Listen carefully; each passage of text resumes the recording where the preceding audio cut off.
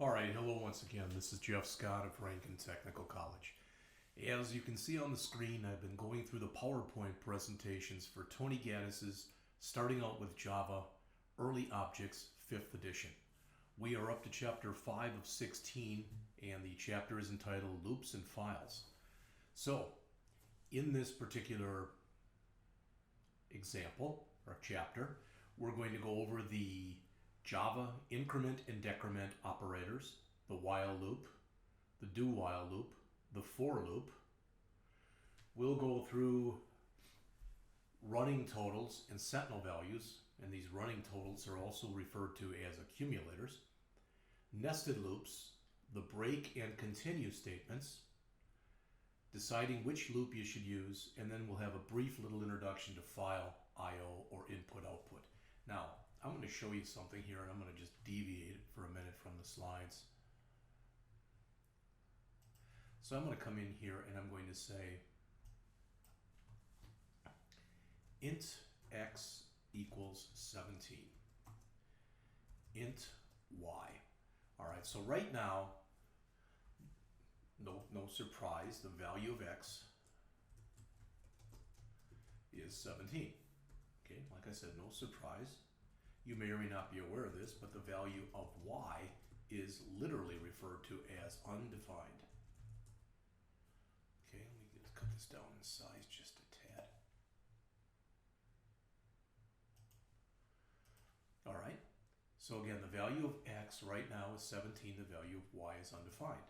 So, as I've done before, I'm going to put 3 dots there, which means some programming is taking place. We don't know what, we don't care what.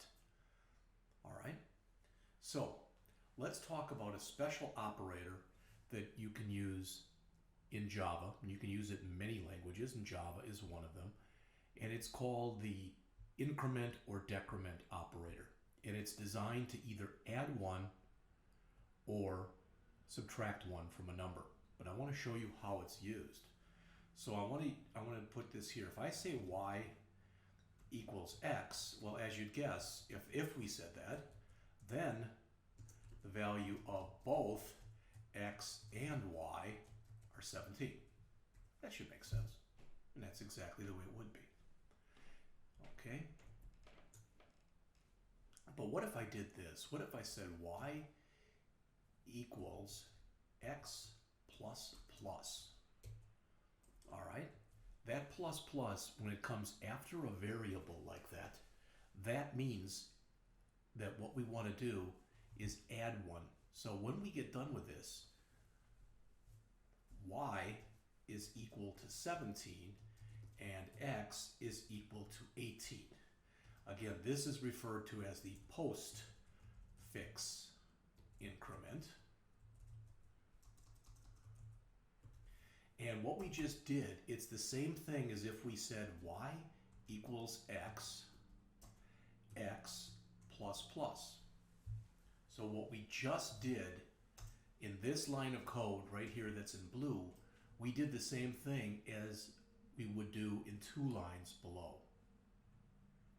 All right? Well, let's look at another example.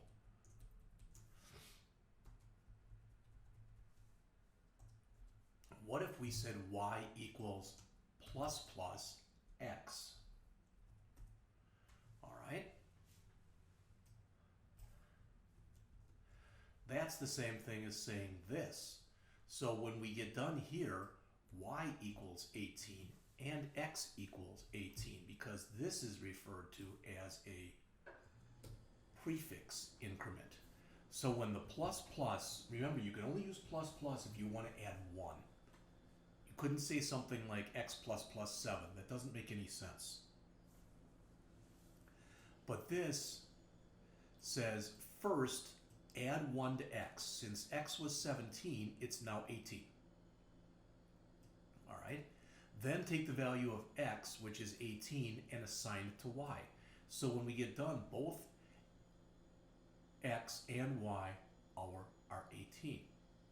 On the other hand, when we look at the other example that's here, this one, now the one that's all in blue, that's the postfix operator. So it says first assign x to y. Since x is 17, it's assigned 17 to y. then add 1 to x. So notice the difference between these. When you do the prefix, both variables have the same value. When you do the postfix, all right, then the value that you assign to has the original variable's value, but the original variable's value has changed. Let's take a look at, you may or may not have heard me say this at first, but not only is there a prefix, there's also, or in a postfix, not only is there an increment, there is a decrement. So we'll change that to minus minus, minus minus, minus minus, minus minus. All right, so in this case, we subtract 1 from x. Since x was 17, x is now 16. And then we assign the value of x, which is 16, to y. So when we get done, both of them have a value of 16. In this case, we assign x to y, so y is 17. Then we subtract 1 from x. So I'm going to leave both these up there for a second, and let's look at that one first. So take a look at the 2 increment examples.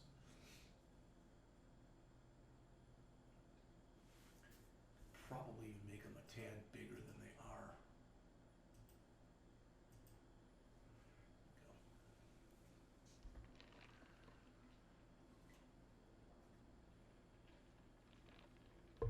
So remember, the increment, whether it's pre-increment or post-increment, adds 1 to a variable. The pre-decrement and post-decrement, each of those decrements 1 by 1. So I either add 1 or I subtract 1. All right? So this is quite often going to be used in loops, and the author talks about, everything I just said is on this slide. There's the prefix and there's the postfix. So again, with a prefix, the variable is incremented or decremented. Okay, then it's assigned. With postfix, it's assigned, then it's incremented or decremented. Same stuff I just showed you. All right, next we're going to talk loops, and what I'm going to do, believe it or not, is I'm going to count to 10 for you 3 different ways. And I know that's got to probably excite all of you, but to me, this is the easiest way to show loops.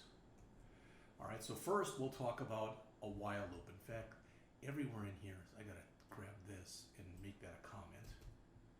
Okay, and that should be a comment also. So the first thing that we'll look at here is what's called a while loop. And then in a little bit, we'll talk about a for loop. And then a little bit after that, we'll talk about a do while loop. Those are the 3 types of loops that Java allows you to work on. There actually is another one, and we'll get into that, but not till a later chapter. So this is a while loop. So I'm going to come in here and say int, and instead of calling something x or y, I'm going to call it LCV, and I'm going to set it equal to 0. In fact, let's set it equal to 1. And while LCV is less than or equal to 10, system.out.println LCV equals plus LCV, LCV plus plus, which we just learned about.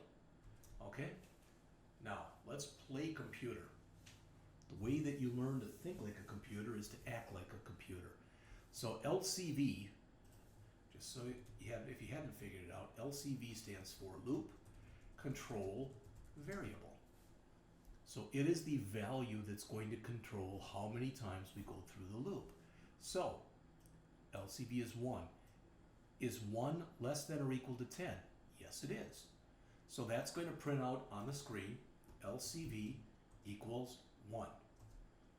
All right, then it's going to add 1 to the LCV, which means that it's 2. It wouldn't matter if you said LCV plus plus or plus plus LCV. Either one would work. So then it comes up and it says, is 2 less than or equal to 10? It is, so you're going to put in LCV equal 2. and then add 1, which makes it 3. Is 3 less than or equal to 10? It is, so you're going to say LCV equal 3. And you're going to keep doing this.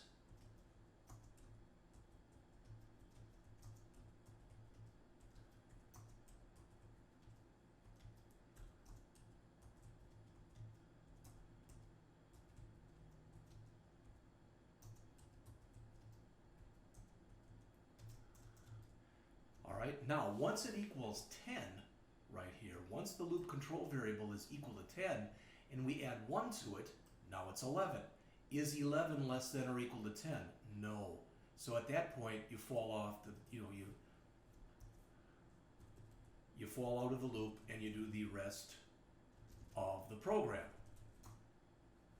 Okay?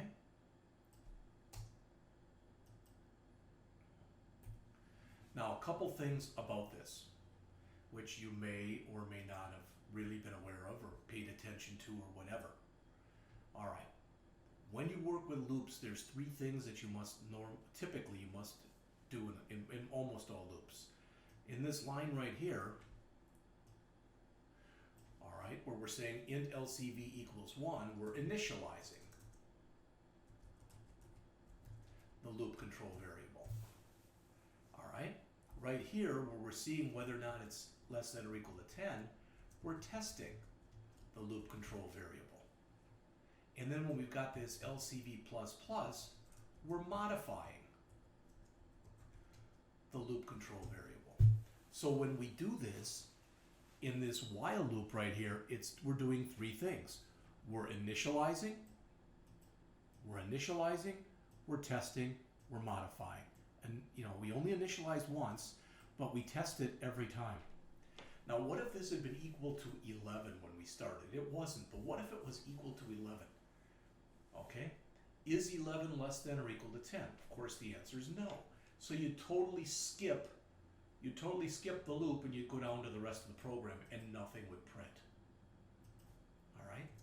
Now, a while loop is also known as a pretest loop. And what does that mean? I just showed you. You make the test before you go into the body of the loop. If the test would have been false initially, like that, you never go into the loop body. So you must make sure that when you go through and you set up virtually all while loops, you will initialize, you will test, and you will modify. What if we left this line out? This line in blue. For right now, I'm just removing it. All right? So LCV is 1. Is 1 less than or equal to 10? Yes, it is. So it'll print LCV equals 1. It'll come up again and say, is LCV less than or equal to 1? Or less than or equal to 10? Well, it's still 1, so it's going to keep printing out LCV equals 1, LCV equals 1, LCV equals 1, LCV equals 1. It's not what you want. So you want to modify the value of your loop control variable. So this, by using a while loop, a pretest loop, like I'm showing you, this is one way of printing out the numbers from 1 to 10. All right? Well, what if you don't want to check at the beginning of the loop? What if you want to check at the bottom of the loop? So we saw the while. Let's instead of doing the next, instead of doing the for, let's do the do while. All right?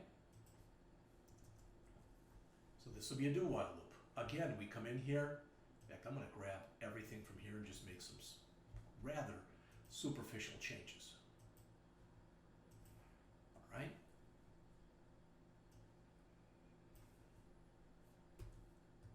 Oops. Hello.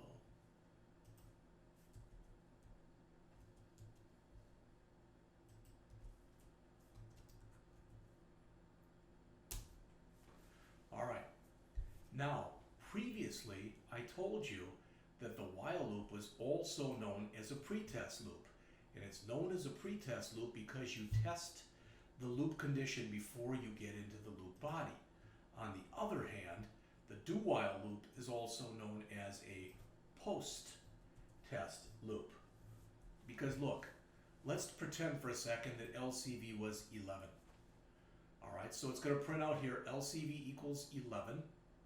It'll add 1 to it, making it 12. then it tests. Is 12 less than or equal to 10? Yes, it is, so it'll fall out. The two biggest differences between a while loop and a do-while loop are number one, the while loop is a pre-test loop, while the do-while loop is a post-test loop. That's one difference.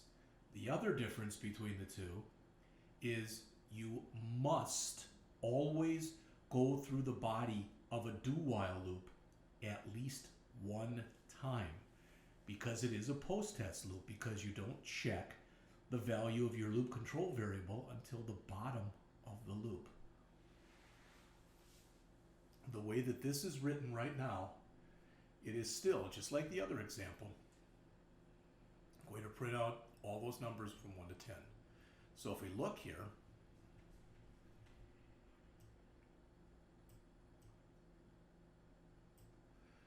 there we've got both of our loops.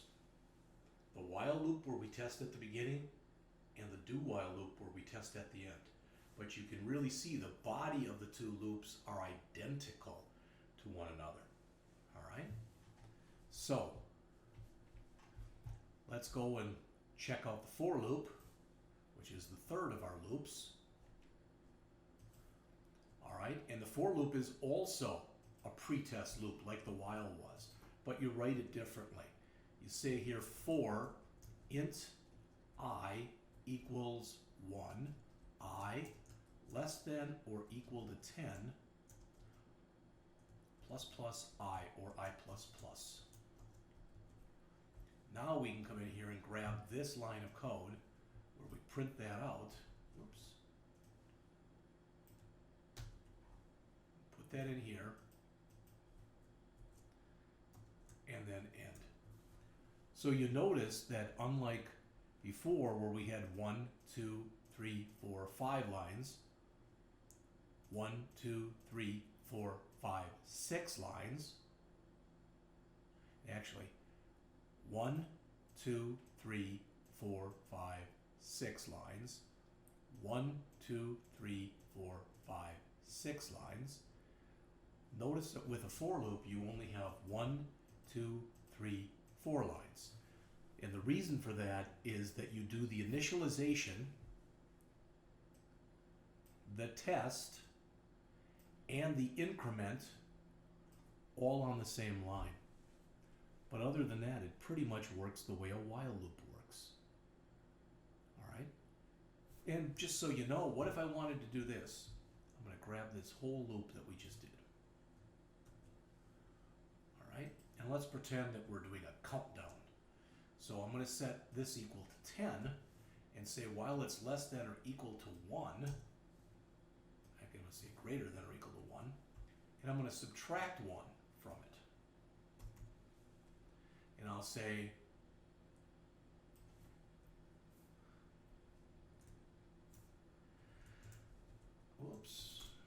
we're going to say here countdown.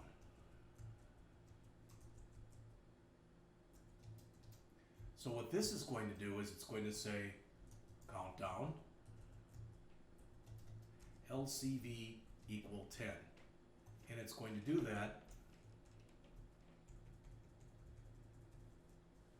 All right, I don't know what I did here to make that happen, but I did something. So this is going to do a countdown, and it's going to say 10, 9, 9, 8, 7, 6, 5, 4, 3, 2,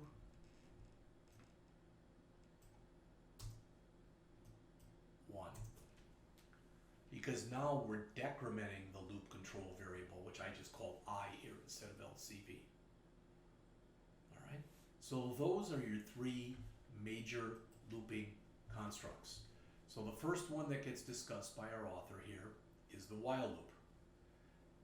After the while loop, you need to put in some kind of a condition in the parentheses, and it's another Boolean condition, so it has to be true or false. while the condition is true, while the condition is true, you do all the statements that are between the curly braces. Once it becomes false, you fall out of the loop. And again, as mentioned previously, the while loop is a pretest because it checks the condition before it executes the body. If you don't make sure that a while loop ends, you create what's called an infinite loop, which almost always is something that you don't want to have happen.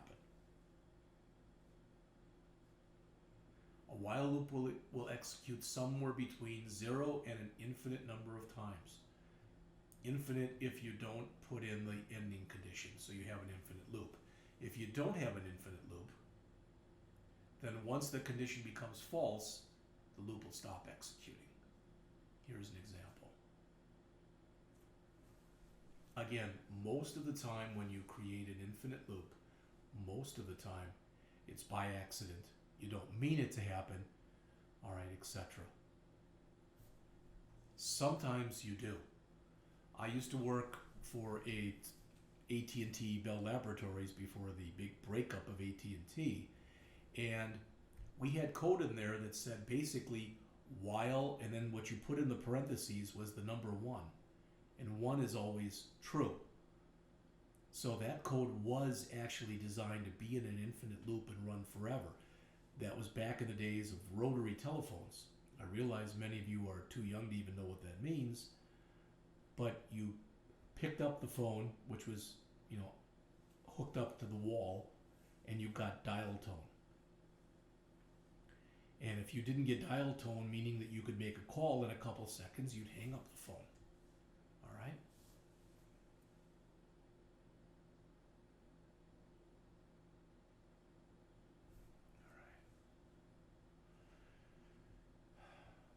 As it says, curly braces are required to enclose if you've got more than one statement, just like with an if. All right, here's an example of using a while loop for validation. And notice we're using the OR here. So we're asking the user to enter a number between 1 and 100. Let's say that everybody took a test. Everyone was there. And you got at least 1 point for putting your name on the test. And you even checked, and everyone in the room who took the test put their name on their test. So you know that everyone who took the test got at least a 1. So what you're saying here is you're telling them to enter a number. So that would be the number representing the test scores. But while the number is less than 1, meaning 0 or negative, or greater than 100, you're going to print out that the number is invalid. And then you're going to ask them to do it again. This is sometimes referred to in here as a priming read.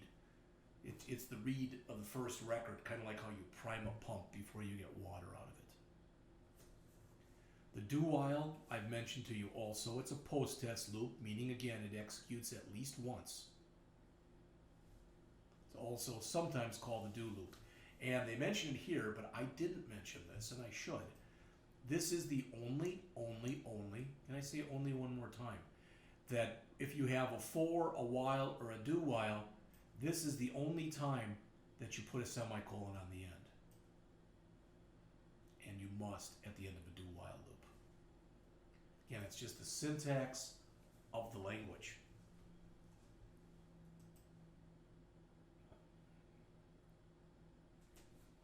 Then we've got the for loop, another pretest loop. The for loop is also known as a counting loop. You must always know in advance before you go through and code a for loop how many times you're going to go through the loop. That's not the case with a while loop or a do while loop. So let's say that you were going to ask a user to enter as many numbers as they wanted to. So you enter a number, boom, they enter a number. Enter another number, boom, enter another number, enter another number. And once they got done, we would keep track of how many numbers they entered and the average of those numbers. So we wouldn't know if they were going to enter 1 number, 2 numbers, 50 numbers, or whatever. You could not use a for loop for that. You could use a while loop or a do while loop. 2 reasons that people typically use for loops. Number 1, less code. You already saw that. 6 lines as opposed to 8 or whatever the heck it was, or 4 as opposed to 6, I don't remember. The other one is typically, internally in the computer, a for loop will execute a little bit faster. So when you have the for loop, the first thing that you do before the first semicolon is your initialization. After the first semicolon and before the second semicolon is your test. And after the second semicolon is your modification of the loop control variable. You don't have to. You can leave all of these blank. If I wanted to set up a for loop that I wanted to run a for loop, and I wanted it to run forever,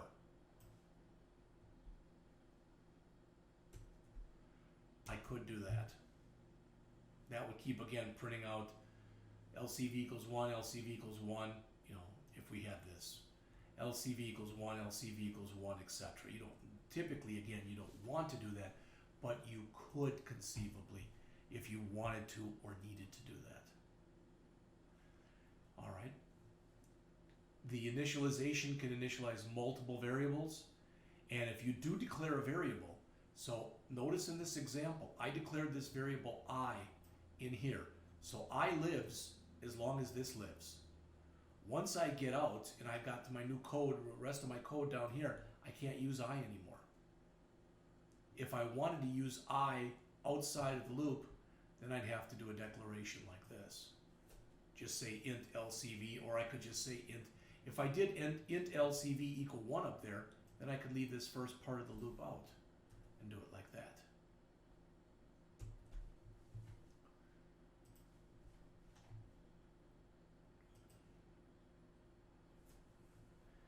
What they call the update expression, again, is what I call typically incrementing or decrementing the loop control variable. The only place that you should modify a loop control variable in the for loop is in the for line itself. All right, you shouldn't put a plus plus someplace inside of the loop.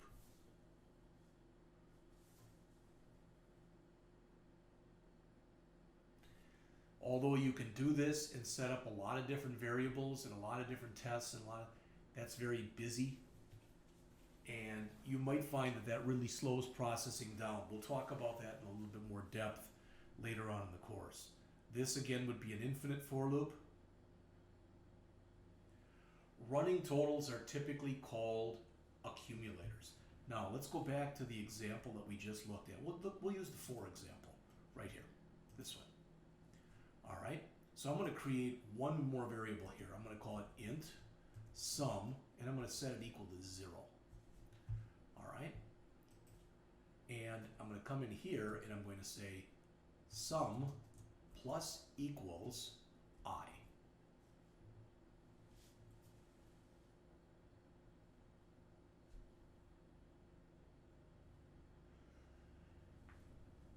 All right, and then for right now, let's grab this thing where we did the decrement here. Let's grab it. We'll put it way down at the bottom here. All right. So this is still going to print the same thing out. We don't need the word countdown now.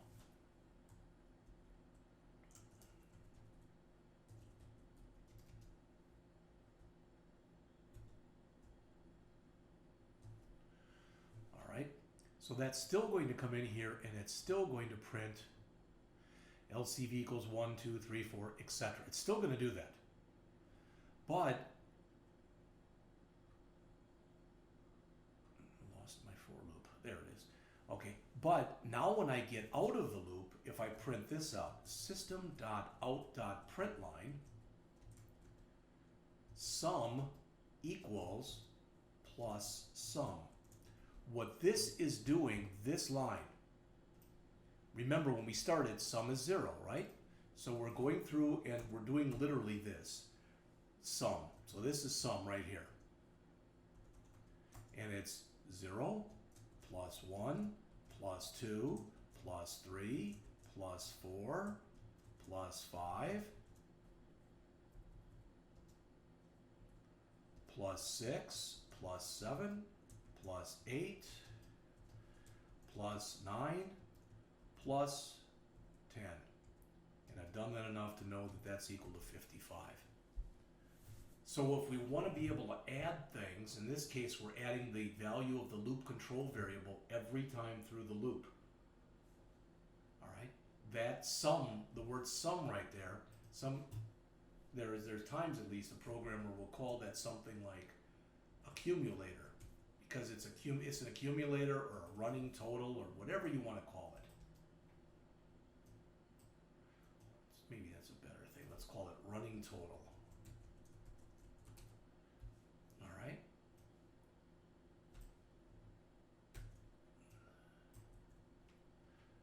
And then when we get done, we print out running total equals, and that's going to print out at the very bottom, running total equal 55.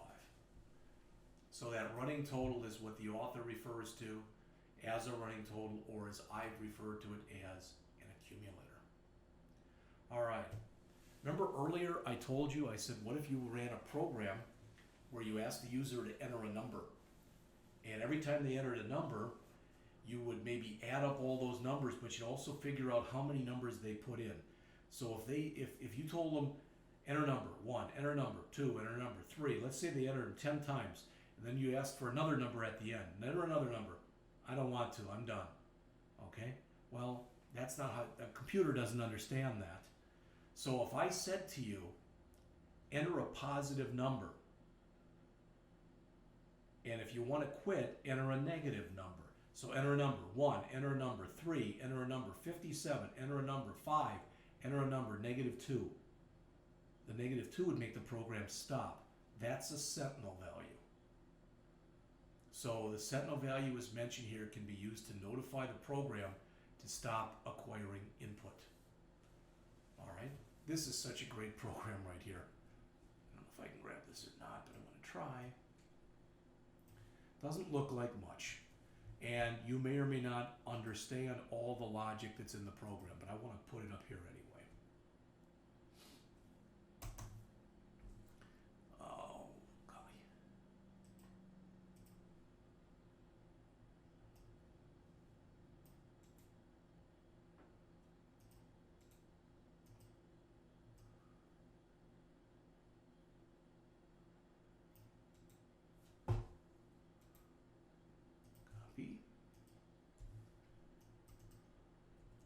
I'm going to change this around a little bit. Instead of I right here, I'm going to call this hours.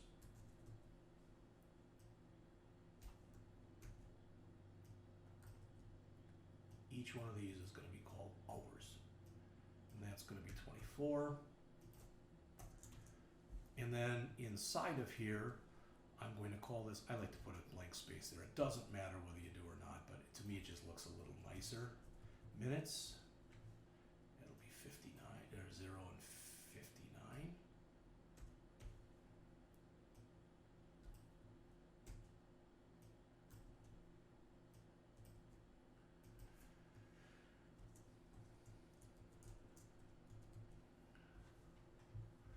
And if I do this one more time,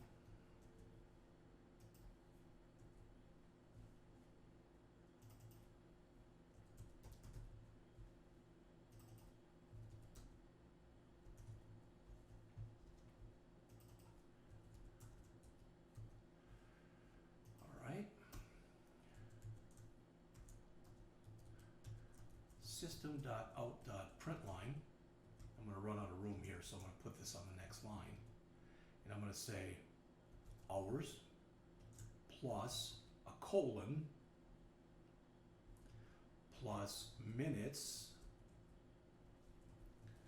plus a colon plus seconds.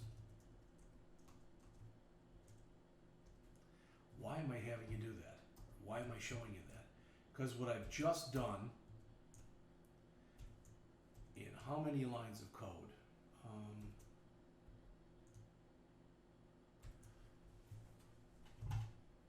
1, 2, 3, 4, 5, 6, 7, 8, 9, 10, in 11 lines of code, I just built a clock. What this is going to print out literally on the screen is 0 hours, 0 minutes, 0 seconds. So that would be like midnight. 0 hours, 0 minutes, 1 second. And it's going to keep doing that, so I'll just put dot, dot, dot right here. Then it'll eventually get to 0, 0, 59, and the next one will say 0, 1, 0. And that'll keep going. All right? And eventually I'll get to 0, 0, 59, 59, and then I'll go to 1, 0, 0. So this is keeping track. It's a seconds counter. And how many seconds are there in a day? You probably already know this.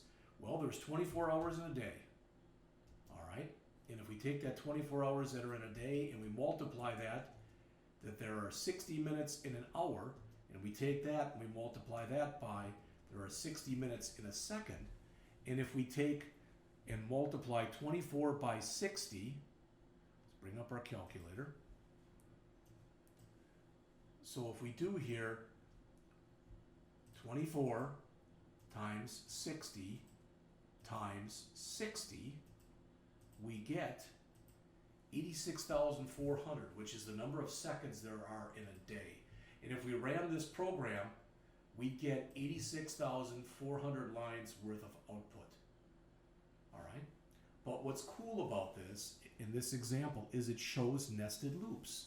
So 0, 0, 0, 0, 0, 0, 0, 1, 0, 0, 2, 0, 0, 3, 0, 0, 4, all the way till you get to 0, 0, 59, then it's 0, 1, 0, 0, 1, 1, all the way to 0, 1, 59, then it's 0, 2, 0.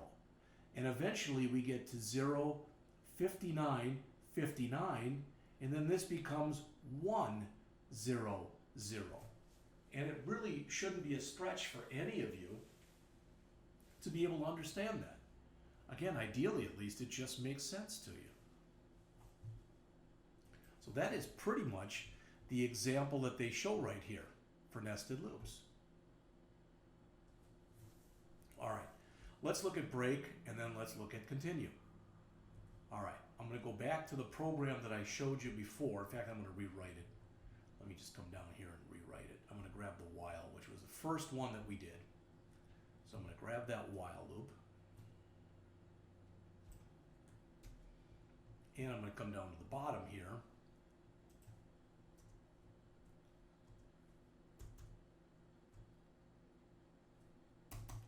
And I'm going to paste it back in. All right? But now what I'm going to do, okay, is I'm printing out the value of LCV, etc. But I'm going to say here, if LCV equal 5 break. We can do it, we could actually do it up here. And it'll make more sense when we talk about continue in just a second. All right, so we go through this the first time. LCV is 1. Is it less than or equal to 10? Yeah. Is it equal to 5? No. So we're going to print out LCV equal 1 and add 1 to it. LCV equal 2 and add 1 to it. LCV equal 3 and add 1 to it. LCV equal 4 and add 1 to it. Then it'll check and LCV will be equal to 5. So this will print out LCV equal 1, LCV equal 2, LCV equal 3, LCV equal 4, and then it'll break out of the loop. So that's all it will print will be these. I'll grab all of them for just a second. All right, but with the break, it's only going to print LCV equal 1 through 4. Just like that. If we use the break statement. So once that is true, we'll break out of it. All right? What if we did, let's see, I'm going to take that LCV plus and I'm going to put it up here. And then I'm going to do this. And instead of saying break, I'm going to say continue. So we come through here, and instead of setting LCV equal to 1, let's set it equal to 0. So we come in here, we add 1 to it, so it's now 1. Is that equal to 5? No. So we print out it's equal to 1, we add 1 to it, or we come through again, we add 1 to it, etc. We keep going, we keep going. Eventually, LCV is equal to 5. Continue means skip the rest of the loop and go right back up to the top. So whereas with a break, when we said if LCV equals 5 break, we get this. If we say if LCV equal 5 continue, oops. All right, if that's the case, then what we get is this, except we don't print out the one with 5 in it. We skip that one by using a continue statement. And that's exactly what the author mentions, that the break is used to abnormally terminate a loop, and it's considered bad form typically to use it. Now we looked at the break statement in the last chapter with using it with a switch. There you have to use it. The continue, as it says, causes the current loop iteration to terminate and the next to begin. All right, so which of these loops should you use? If you want to make sure that the body of the loop executes at least one time, you want to use a post test. If you know exactly how many times you're going through the loop, you'll typically use a for loop. The while loop can be used anytime you use a do while or anytime you use a for. The do while loop can be used anytime you use a while loop or anytime you use a for. The for can only be used when you know exactly how many times or how many iterations of the loop you're going through. All right, that gets us up. So we're about 2/3 of the way through, and now it's time to talk about files.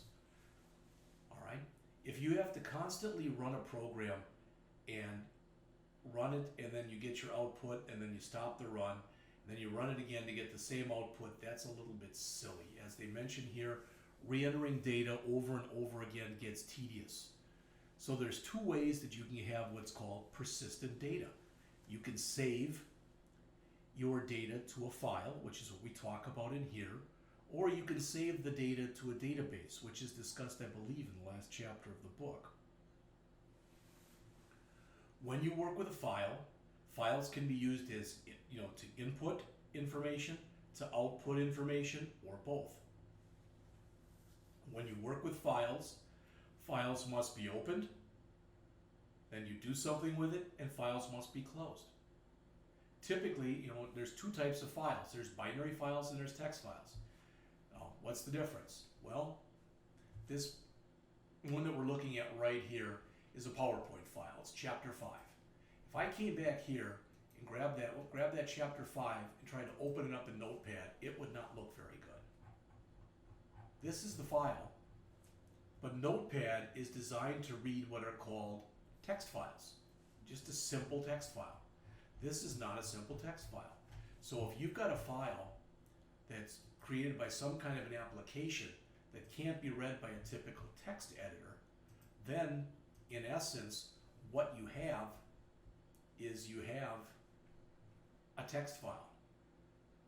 I'm sorry, if it can't be read by a text editor, you've got a binary file. If it can be read by a text editor, you've got a text file. All right, first they talk about writing data to a file.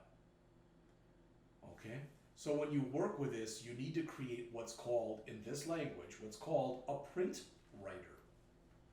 All right, so this output file is an alias, or what we're going to use instead of this student data.txt, we're going to call it out file in our program. If you do this and you say new print writer student data.txt, if that file previously existed and you open it up as a new output file, it'll be erased. Even if the file had 1,000,000 records in it, it's gone. So this print writer class, as mentioned here, allows you to write data to a file using print and print line methods. We've used system.out.print, system.out.println before. But instead of saying system.out.print, we're now going to say output file.print or output file.println. And there it is. Now, if for some reason, here we're opening the file, here we're closing the file. If for some reason you forget to close the file, as soon as the program ends, the file will automatically be closed. The problem is, if you've got a file open and you get a power hit, maybe a lightning strike or whatever, the file's contents can be corrupted. So you should always close files when you get done using them. If you want to use input files or output files in a Java program, you must put the import statement that's shown in the middle of the slide here. You must import java.io.star. IO stands for input output. So you're grabbing everything directly under the input output package. All right. And for whatever reason, the author decided that right now, I guess too, would be a good time to discuss exceptions. And you may have heard me give this shtick before, but sorry if you have, you're going to hear it again. That if, I remember when my first daughter was born, all three of my girls are adopted. And when the oldest one was born, we actually got to see her the day after she was born, and we were with her at one time or other, basically every day after that. All right? So why am I telling you that? Well, imagine that we were walking down the street, pushing our daughter down the sidewalk, let's say, in a baby stroller. And somebody came by and said, "Wow, look at her, what an exceptional child." I'd probably say thank you. As a programmer, when you hear the word exception, it's a bad thing because it's an exception to the norm. So when something unexpected happens in a Java program, an exception is thrown. And if you don't handle the exception, all right, yourself, the program will handle it for you. Typically, the way that the program handles it, if you have done nothing at all to handle it, the program will handle it by shutting the program down. All right? Now, if we look in here, the reason that the author, I believe, showed you this now is if you're going to include input-output, so if you're going to include files, then notice we've got public static void main. This is all the same. This is new. What this is saying in English is it is possible that there could be a problem, a file-related problem in this program. What kind of file-related problem? What if you tried to open a file that didn't exist? All right, if you tried to open a file to be read from and the file didn't exist. What if you didn't have permissions to open the file? Or what if you didn't have permissions to write the file?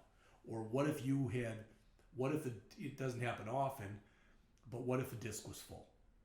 All right, so this is sending a signal to the system that it's possible that an exception of type IO or input-output could be thrown. If you don't want to do what we did before, where we created this new output file and overrode whatever was in there previously, we can open up a file in what's called append mode. Notice when we do this, we put the word true there. What that means is if that file exists, open it up and move to the end of the file and start adding new information to the end of the file. All right. It says on a Windows computer, paths contain backslashes. So, boy, that's kind of ugly to have to write all that stuff. What's nice is Java allows you to either write it like this, ;\\, which I wouldn't do, or you can use forward slashes like you do in Unix or Linux land. All right? Not only can you write data to a file, you can read data from a file. So instead of using a print writer, all right, you use the file class, and one way you can do this is to use the scanner class to read data from a file.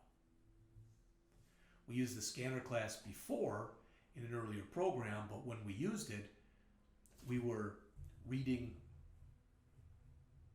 from the keyboard or writing, and then for the output, we were writing it to the screen. Here we're talking about using files. Now there's 5 lines of code up above here on the top half of this slide. And as the author says, the first line creates an instance of the scanner class. The second line prompts or asks the user to enter a file name. The third line gets that file name from the user.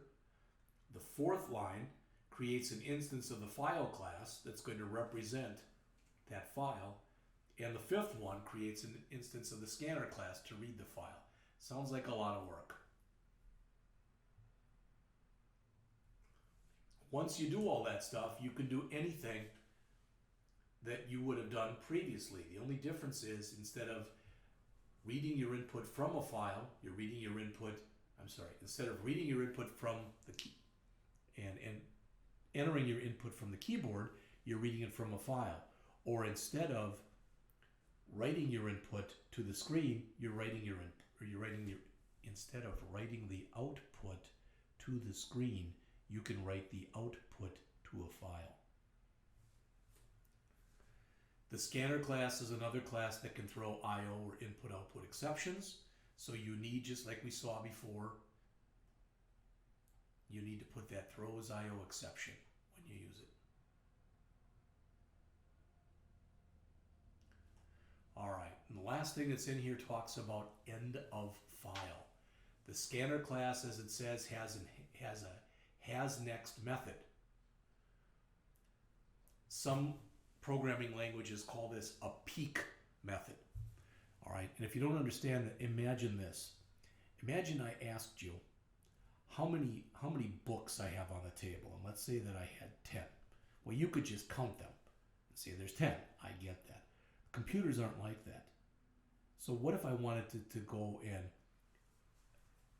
not only did I want to find out how many books were on the table, but for each book I wanted to know how many pages were in it. All right, I might use something like the has next, and I would first book, number of pages, second book, number of pages, third book, number of pages, all the way through till when I get the 10th book and I get the number of pages. Then has next would return false, meaning there is no other book, and I know I'm finished. That's pretty much it for this chapter. All right, and in the next chapter, we're going to go through a second look at objects and classes. We'll talk about some of the things we've already discussed, but in a little different context, in a little more depth and breadth of coverage. So I'll be back with that lecture shortly.